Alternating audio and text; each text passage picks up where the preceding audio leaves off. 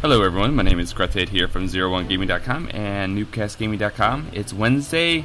Yes, I know it's late, but it's still Wednesday while I'm recording this, and let's take a look at the news that I found today.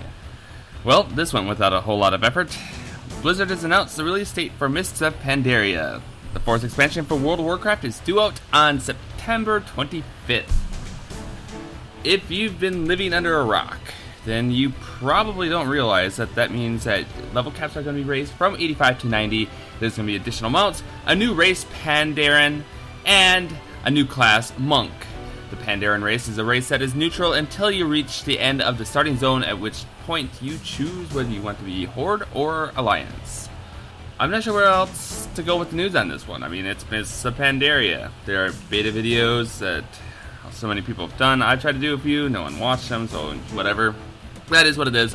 I did go back through the beta myself, nonetheless, just to kind of get a little more of an idea of what to expect. And, well, Blizzard is trying to make things casually friendly even more so than they have previously.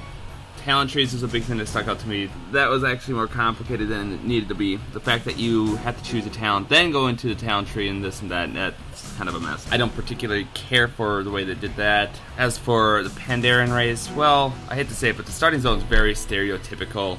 And I really hope by game launch that they took out some of the sound effects. The fact that you hear, ooh, ah, hiya, for about the first 15 minutes straight repeatedly on a regular basis. And by regular basis, I mean every few seconds.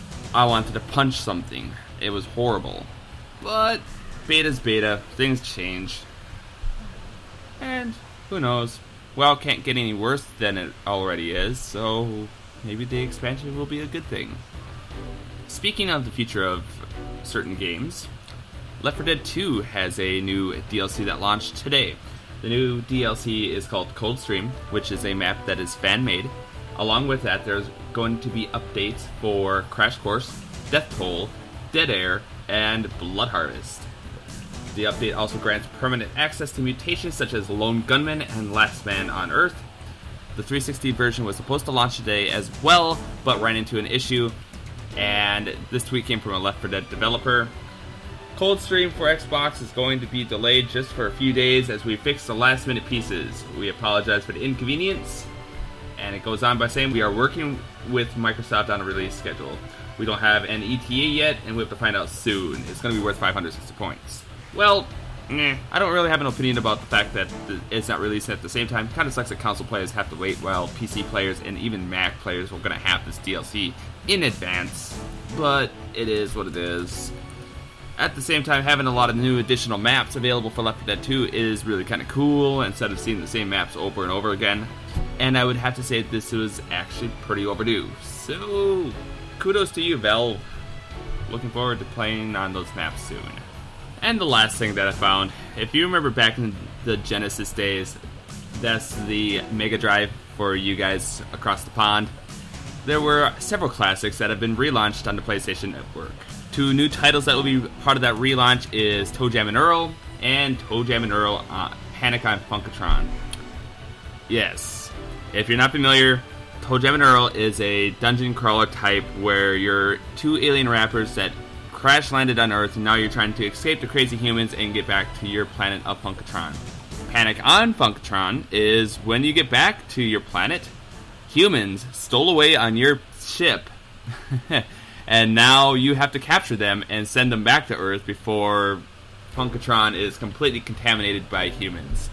There was some warped sense of humor that went into this game, but it's interesting to see that it relaunched. This was partially based on the success of Golden Axe 2 and Altered Beasts. This has also been a title that's been available for a long time on the Wii Virtual Console, and it was somewhat popular of a Genesis title at the time, so it's good to see this. We'll be seeing additional Genesis games in the future, I have a feeling, on the PlayStation Network. ToeJam and Earl actually joins the lineup of Jet Set Radio and Nights into Dreams, which is part of the Sega Ultimate Collection. That's not the official name, that's what I'm calling it, because that's pretty much what it is. Take all the great names from Genesis, put them into one huge area, and that's what they're going to do. Wait! Does that mean they're gonna do Sonic? Oh, I hope they do Sonic. I'll get it. I'll get it if there's Sonic. I don't care. And while I hope that that is indeed Sonic that we're gonna have, that'll do it for me today. If you have any comments about my video, please leave them in the comment section down below. And if you like the video, please give me a thumbs up and subscribe. I will be around tomorrow at some point for a stream. I will probably do how I bond my StarCraft ladder. That's going to be over at twitch.tv/Grethade. Grethade is spelled just like the channel here, Grethade. Not sure where I'm going to stream that or when. If for any reason the stream doesn't seem to go so well with StarCraft, I might switch it up and do a different game. I might hop into the Mr. Pandaria beta since I have access to that, and since that's probably going to be hot news again with the release being announced earlier today. Who knows? We'll see what tomorrow brings. In the meantime, I'll see you guys next time.